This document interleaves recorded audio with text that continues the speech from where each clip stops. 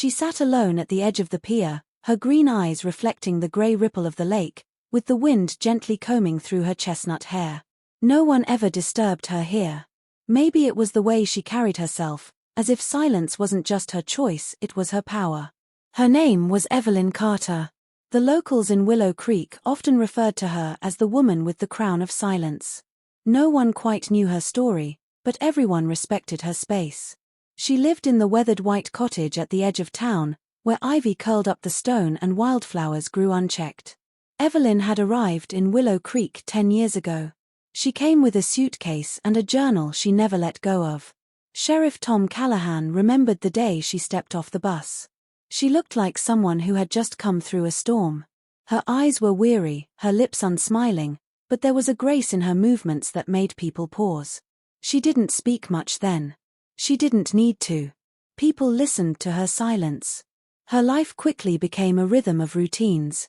She walked to the farmer's market every Saturday morning, always at 9 a.m., always wearing simple linen dresses and flat shoes. She bought fresh bread, 3 apples, and a jar of local honey. At 4 p.m., she walked to the lake, sat on the old wooden pier, and stared at the water as if searching for something just beneath the surface. The townsfolk often speculated about her past. Some believed she was a writer who had lost her inspiration. Others thought she had fled a broken engagement or a family tragedy too painful to relive. But no one knew for sure. Evelyn never confirmed nor denied anything. She let their whispers drift into the wind, much like the letters she would write and never send, slipping them between the pages of her journal. It wasn't until young Ben Dawson wandered too close to the pier that Evelyn spoke to anyone directly. He was 8, a curious and wild-haired boy with a penchant for climbing trees and collecting stones. He had trailed his paper sailboat to the edge of the dock, and when the wind blew it further into the lake, he leaned out too far and tumbled in.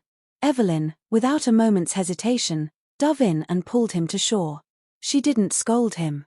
She simply wrapped her shawl around his shaking shoulders and said, "You're safe now." Those were the first words she had spoken aloud in town in nearly 2 years.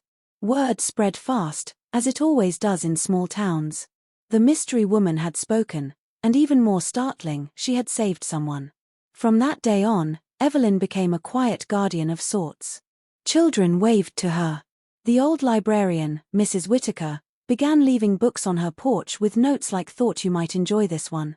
The bakery girl, Emily, started adding a 4th apple to her bag each Saturday on the house. Evelyn said nothing. But she smiled. And those smiles were rare and beautiful, like early morning dew that disappears when touched. People respected her space still, but they started to care in deeper ways. Sheriff Callahan occasionally checked in under the pretense of returning a borrowed flashlight. He never asked questions, just stood on her porch and chatted about the weather, or about his daughter leaving for college. Evelyn would nod, sometimes offering him a glass of lemonade. In those moments, even silence felt full. What no one knew, what Evelyn kept locked deep within herself, was the story her green eyes hinted at but never revealed. Years ago, in a bustling city filled with car horns and hurried strangers, Evelyn had been someone else entirely. She had been a concert pianist, performing under bright lights, wearing gowns that shimmered under stage spotlights. She was engaged to a man named Robert Hayes, a charming composer with a cruel temper hidden behind symphonies and sonnets. What began as admiration turned into control. His jealousy masked as concern. His insults framed as advice. Slowly, her music became mechanical, her laughter diminished, and her life lost its color. The final note came the night of her last performance. Robert accused her of infidelity because she had smiled at the cellist backstage. The argument escalated, and something in Evelyn broke. She realized that silence wasn't weakness. It was safety. She left the city that night, taking nothing but a suitcase and her journal filled with unplayed melodies and unsent letters. Willow Creek became her refuge, her second chance at breath. Years passed and Evelyn grew into the quiet strength she wore like a crown. She found healing in small rituals, planting lavender, watching the lake, writing. Her music remained a part of her, but now it played only in her head, soothing, private, sacred. Then came Matthew Grayson, a landscape photographer who moved into town temporarily to capture the essence of rural America. He rented the cabin across from Evelyn's cottage and spent most of his mornings hiking and his evenings editing photos on the porch. He noticed Evelyn, of course, who didn't? But unlike the others, he didn't just respect her silence. He was drawn to it. One afternoon, Matthew passed by the lake and saw her sketching in her journal. He kept walking, but the next day, he returned and sat 10 feet away with his camera, quietly snapping shots of the scenery. Day after day, he returned, always quiet, always at a respectful distance. One evening, as the sky burned orange and pink, Evelyn finally spoke. "Why do you keep coming back here?" she asked without looking up. Matthew smiled, surprised but grateful. "Because it's peaceful. And because the light here feels honest." She turned toward him, her green eyes curious. "Honest?" He nodded. "Most light bends around what it touches. But here, it reveals. Like it's not trying to hide anything." She considered that. Then offered a rare smile. "That's a nice thought." Over the next weeks, they spoke more. About books, clouds, music, though she never told him she had been a pianist. Matthew shared stories of places he'd traveled, people he'd photographed. Evelyn listened, not just with her ears, but with her heart. His voice was gentle, unhurried. He didn't ask her past.